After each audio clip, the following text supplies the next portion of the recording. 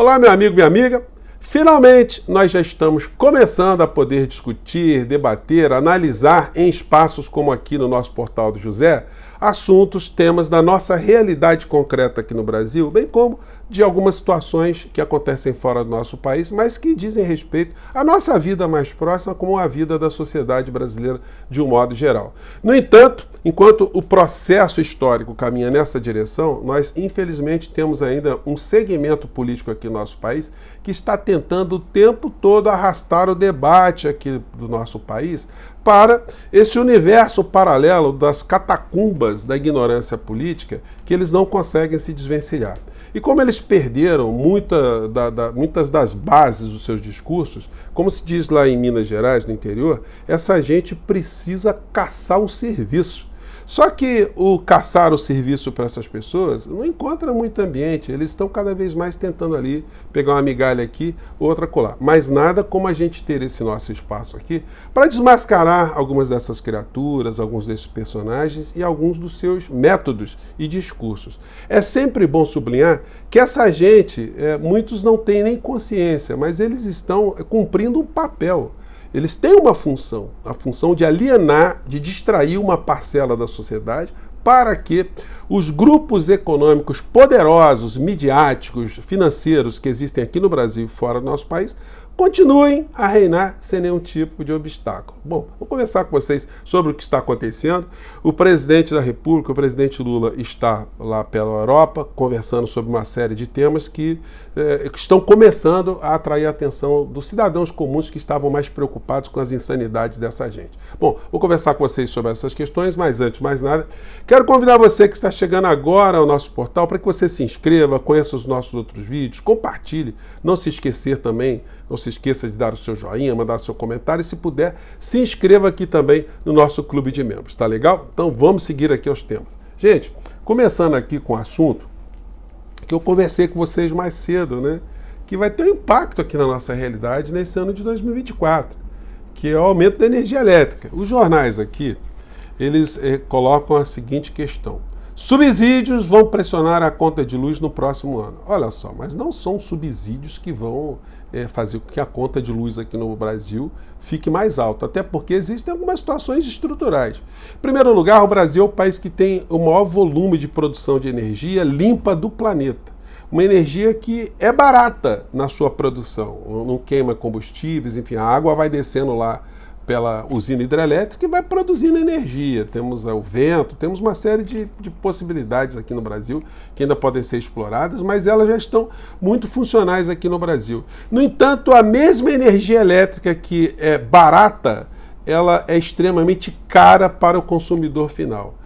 Quem é que ganha no final dessa história? Os setores privados que estão explorando essa energia elétrica. Não é por outra razão que os abutres econômicos no mundo inteiro, os fundos de investimento, eles vão sempre nas energias e nos serviços básicos indispensáveis aos seres humanos. O controle da água, o controle do gás, o controle da energia elétrica, enfim, todas essas situações econômicas, né, que são estruturais dentro de qualquer sociedade. E aí, o pessoal que anda querendo caçar serviço, eles vêm tentando, né, cada vez mais aglutinar o seu povo, né?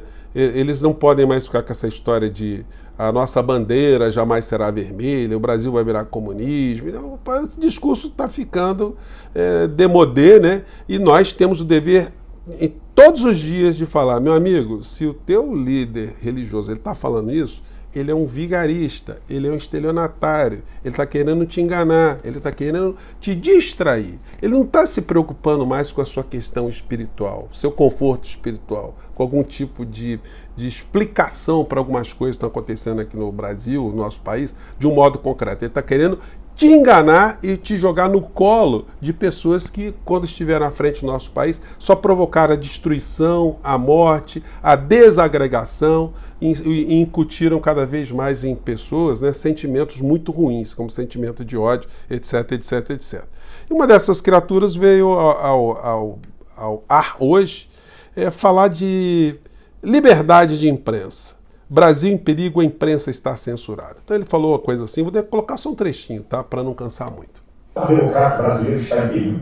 O Supremo Tribunal Federal, capitaneado pelo ditador da toga Alexandre de Moraes, acaba de impor censura à liberdade de imprensa. Minha gente, a liberdade de imprensa é fundamento do Estado democrático de direito. Bom, aí vem com essa ladainha. Gente, nem os jornalões estão preocupados com a tal liberdade de imprensa que seria ferido pelo Supremo Tribunal Federal, porque o STF deu uma decisão que criou ali um ambiente, né, de muita proteção para os grandes veículos.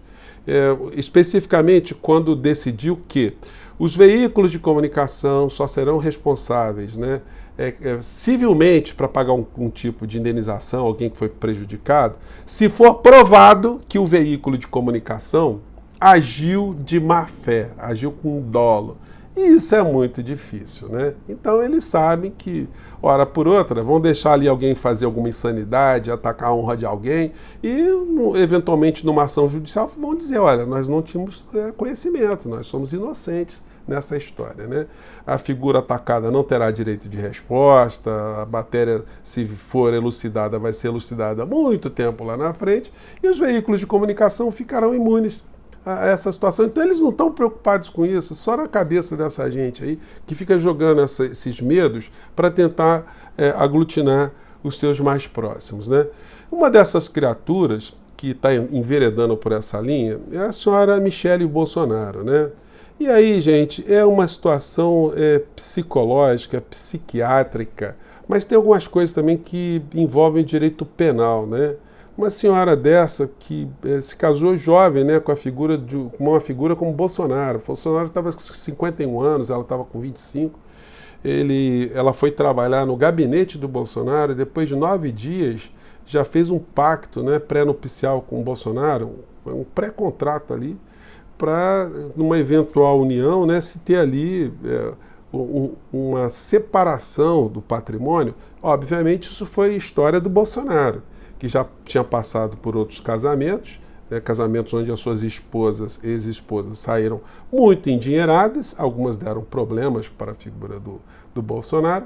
Então ele foi casar com uma moça muito humilde, uma moça sem recursos, e estabeleceu ali, olha, no meu patrimônio você não vai meter a mão. Em linhas gerais é mais ou menos isso, tá, gente? Infelizmente a gente tem que falar sobre essas questões, porque essa moça que veio, assim, de uma condição muito humilde, de repente virou um talento, virou uma ideóloga dessa extrema-direita. Como é a pessoa que esteticamente, né, é jovem, né, a mulher, enfim, fala razoavelmente, se comunica bem com o segmento da sociedade, então se descobriu nela a possibilidade de manter unida uma parcela da sociedade, mas com base na alienação, na mentira, no discurso medroso, o discurso que impõe o medo, o pânico, e ela está se prestando a esse papel. Hoje eu até vi um comentário muito capcioso do Reinaldo Azevedo, que diz o seguinte, que os talentos da senhora Michele Bolsonaro foram descobertos primeiro pelo seu Valdemar da Costa Neto. Depois foi que o Bolsonaro descobriu os talentos da senhora Michele, né? Vamos considerar os talentos políticos da senhora Michele. E ela vai falando essas coisas que eu também já comentei com vocês, não vale a pena nem colocar muitas vezes. Uma pessoa que não tem nenhum tipo de formação política, né? No entanto, ela está sendo jogada para cumprir esse papel, de seguir ali cada vez mais alienando uma parcela da sociedade, colocando medo. Nessa campanha que eles estão fazendo agora contra a indicação do ministro Flávio Dino. Gente, eu acho muito difícil o ministro Flávio Dino não virar ministro do Supremo Tribunal Federal, e nós podemos, inclusive, ter a oportunidade de ver na sabatina que ele sofrerá lá no Senado, situações que vão constranger muito alguns senadores que tentarem impedir, barrar o ministro Flávio Dino, porque, em regra, eles estão ali para verificar se o ministro Dino ele tem reputação ilibada e notório conhecimento jurídico. É disso que eles têm que questionar o ministro Flávio Dino. Começar a dizer, mas o senhor é comunista, o senhor é ateu, o senhor é cristão, o senhor é um bandista, o senhor é kardecista, enfim. Essas coisas não dizem respeito a critérios que a Constituição prevê para a indicação de um ministro da Suprema Corte. Mas se entrarem também nessa seara religiosa, o que vai acontecer, vocês podem notar. O ministro Dino, ele conhece a Bíblia de uma forma mais sincera, de uma forma mais cristã, do que essas figuras todas que ficam se utilizando da Bíblia para ganharem algum tipo de dividendo político. Vocês acham que o Bolsonaro conhece alguma coisa da Bíblia? A senhora Michele, ela conhece alguma coisa da Bíblia? Porque se ela conhecesse, ela não seria o personagem que ela é. Né? É muito simples assim. Né? Então, a vida vai seguir-se por esses caminhos aí nos próximos meses, essa gente caçando um serviço, mas não tendo muito serviço para poder ser caçado. Né? Bom, como eu comentei com vocês, eu espero muito que essa situação que eu já comentei aqui com vocês, dos 113 mil órfãos aqui da pandemia aqui no nosso país, pandemia / bolsonarismo, né? Que esse assunto retorne ao debate político aqui no nosso país, porque é uma situação que a gente não pode deixar para trás, não. E aí, entrando aqui, além dessas questões na seara geopolítica, nós temos aqui o clã Bolsonaro, o Flávio Bolsonaro, fazendo uma postagem sobre a viagem do presidente da República lá à Europa. E aí, gente, tem uma situação que é muito interessante, né? O Lula hoje fez um pronunciamento que o problema lá com o Macron não é especificamente com o Macron, ele despersonalizou os problemas comerciais. Todas as vezes que você tem um lado muito poderoso numa negociação, um lado muito fraco, a mediação sempre vai ser muito complicada, você arrancar de quem tem poder alguma coisa. E é isso que o presidente Lula está tentando fazer nessa reunião com as potências europeias que sempre tiveram uma visão imperialista e colonialista, né? E, portanto, a visão deles é de alguém que tem poder, tem tecnologia, tem recursos e tem uma visão de dominação sobre as colônias. E isso faz com que, nessa negociação, eles se julguem sempre num patamar superior.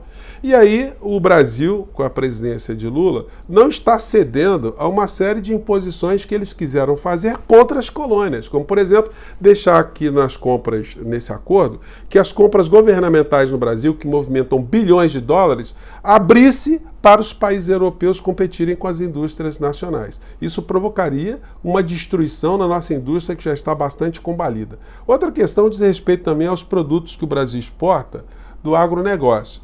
E internamente, esses setores aqui no Brasil estão pressionando também para que não haja a abertura, para que aqui no Brasil a gente ainda receba algo que a gente tem condição de exportar. Lula sofre pressão interna contra acordo com a União Europeia e busca culpar europeus. Mas é o que está acontecendo.